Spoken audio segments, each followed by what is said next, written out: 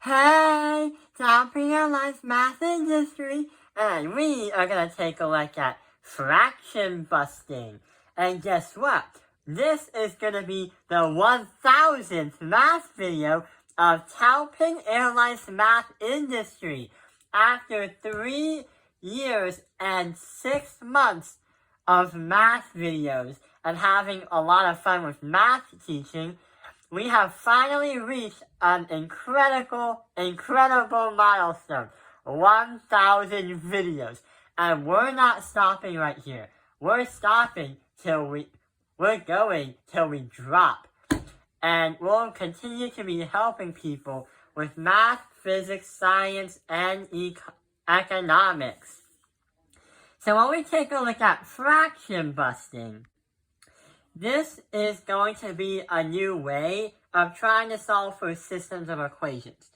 Normally, when we solve for systems of equations, we usually get even numbers like, what is 5x plus 30 equals like 8x plus 20.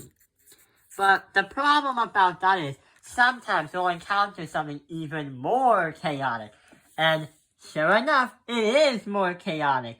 And not only that, what do you think about this that makes it more chaotic and more crazy? Well, instead of what we expect to look like this, instead we have something that looks like fractions in systems of equations. But how are we supposed to get rid of these fractions? Because yes, we can mathematically do it normally, but it would take a long time, and number two, it would be very confusing to compute and do the math. And 3, you might make an error and a mistake because there's just so many fractions. Well, what we can do to solve this problem is called fraction busting. And literally, that's what's the name because all we have to do is get rid of the fractions. So what we're going to do is we're going to put parentheses around both of the equations. Because what we're trying to do is multiply by a certain number to get rid of the fractions and have only the variables and the numbers itself. Let's take a look at the top one. So the top one has a 2, an 8, and a 4 as the denominators. What we have to try and do is try to find a greatest common denominator. When we do that, we'll be able to divide by the denominator and multiply by the numerator. And then we'll get to the same equivalent question without any fractions. So here's what we're going to do. We're going to multiply both sides by 8. 8 multiplied by 1/2 x, 8 multiplied by 1, 8y, and 8 multiplied that by 4. On the new piece of paper on the bottom, 8 multiplied by 8 divided that by 2 is 4 times 1 is 4x. 4x is 1/2 of 8. And is equivalent with 1/2 of 8. Plus 8 divided by 8 is 1 times 1. And that is going to be y. Just y. And that is going to be 8 times 4 is going to be 32. Which means the 32. So, haha! There is a little hack to this kind of math work. Now we have completely busted the fractions. But hang on. What about the bottom one? What can we do about that one? Well, what we can do is we have a 3, a 2, and a -2. What can we do to find the greatest common denominator? Well, we can multiply 6's on both sides. That will help us bust the fractions. 6 times 1/3 x. 6 times 1, -1/2 y, and 6 times -2. So here's what we're going to do. 6 divided by 3 is 2 times 1 is going to be 2x. Plus 6 divided by 2 is 3 times 1 is 3. So -3y. And that is going to equal to 2 times -2 is going to be -12. So this is what we're going to have to deal with. Here are the new equations that are equivalent and the same as that. See, we have busted the fractions, but without changing any kind of value, we now know how to compute and find out what x and y is in the systems of equations. So what we're going to do now is normally use the elimination method.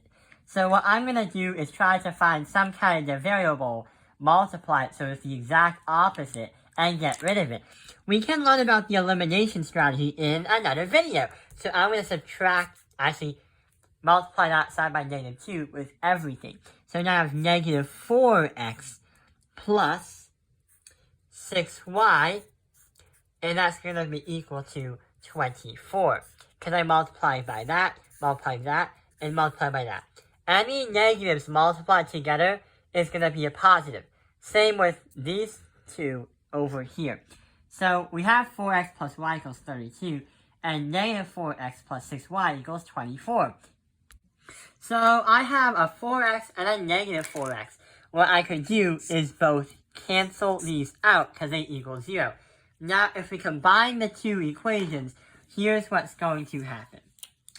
We have 7y is going to be equal to -12 and 24.